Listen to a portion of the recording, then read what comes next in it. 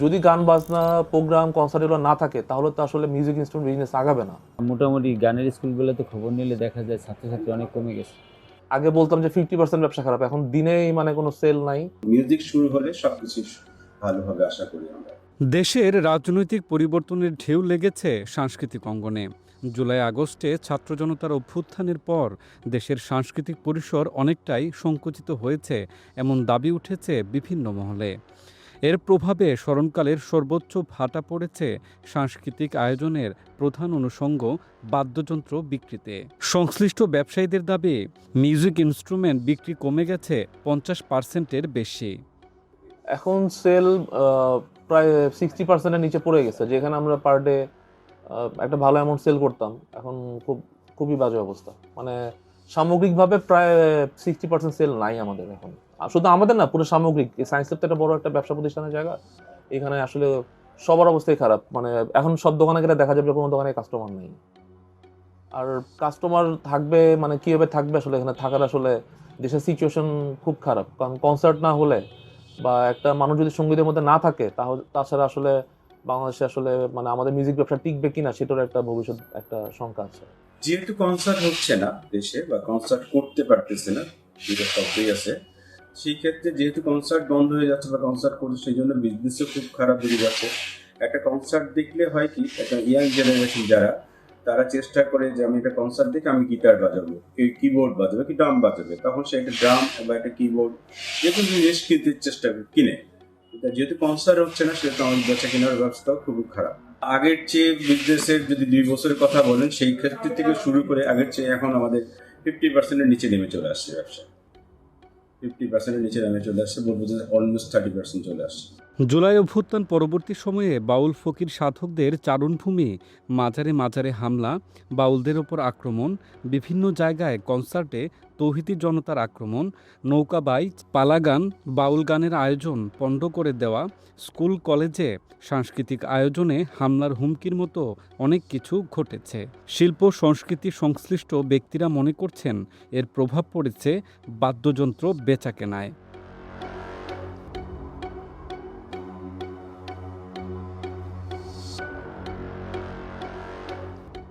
রাজধানীতে বাদ্যযন্ত্র বেচাকেনার দুটি গুরুত্বপূর্ণ কেন্দ্র সায়েন্স ল্যাব ও পুরান ঢাকা। সায়েন্স ল্যাবের একাধিক প্রতিষ্ঠানে বিক্রি হয় হারমোনিয়াম, তবলাসহ গিটারের মতো আধুনিক বাদ্যযন্ত্র। ব্যবসায়ীরা বলছেন, নির্বাচিত সরকার দায়িত্ব নেওয়ার পর তারা আশায় ছিলেন যে হাওয়া বদলাবে, কিন্তু আশার গুড়ে বালি। এই ব্যবসা টিকিয়ে রাখাই এখন বড় চ্যালেঞ্জ। এটা একটা শখের জিনিস, মনের খোরাক। এটাকে মানুষকে আনন্দ দেয়, মানুষের কষ্টকে বেদনাকে প্রকাশ করার জন্য গান বাজনা মানুষ করে।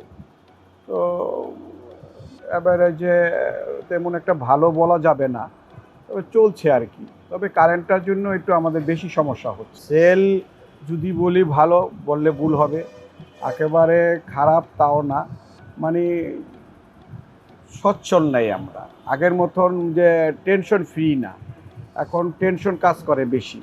হয়তো বা 1 মাসে একটু ভালো হয়, পরের মাসে হয়তো বা ঘর ভাড়া দিতেও সমস্যা হয়। মড়ার উপর খাড়ার ঘা হয়ে এসেছে এক্সপোর্ট ইম্পোর্টের দীর্ঘ সময় আর বাড়তি খরচ। এছাড়া সাম্প্রতিক বিদ্যুৎ সংকটের কারণে রাত 8টার মধ্যে দোকানপাট বন্ধের সরকারি নির্দেশনাও হয়ে উঠেছে মাথা ব্যথার আরেক কারণ। সাংস্কৃতিক অনুষ্ঠানগুলো তো অনেক ক্ষেত্রে বন্ধই করে দিচ্ছে। এখানে আমাদের আয় ব্যয় তো দূরের কথা, স্টাফের বেতন, সুপের রেন্ট করু ভাড়া, এটা সেটা দিয়ে মানে হিপশিপ খাইতে হচ্ছে। তো ব্যবসা বাণিজ্যটা একটু পরিবর্তন হওয়ার লক্ষণ দেখা দিচ্ছে।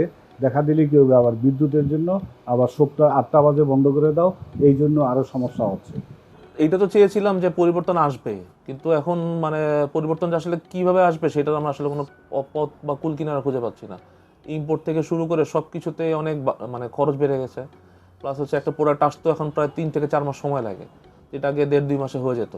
মানে এখন সামগ্রিকভাবেই মানে সমগ্র ব্যবসায়ী মানে আমাদের মিউজিক ইনস্ট্রুমেন্টের বিজনেস সামগ্রিকভাবে অনেক ক্ষতিগ্রস্ত। অন্যদিকে রাজধানীর পুরান ঢাকার লক্ষ্মীবাজার বাদ্যযন্ত্রের একটি জমজমাট হাব।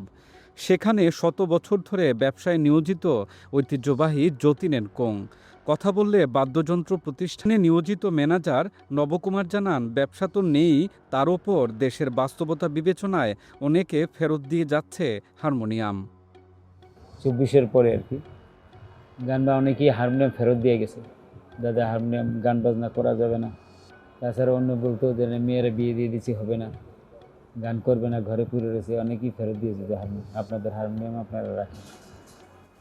এখন মোটামুটি এটা তারেক রহমান আসার পরতে যখন বলছে যে সাংস্কৃতিক মনে হতে হবে, লেখাপড়ার পাশাপাশি আর্ট গান বাজনা এগুলা না হলে মানুষের মন ভালো থাকে না, এই সাংস্কৃতিক চর্চাটা থাকতে হবে। ওর পরের থেকে আবার ওই ফেরত দেওয়াটা এটা একটু কমে গেছে।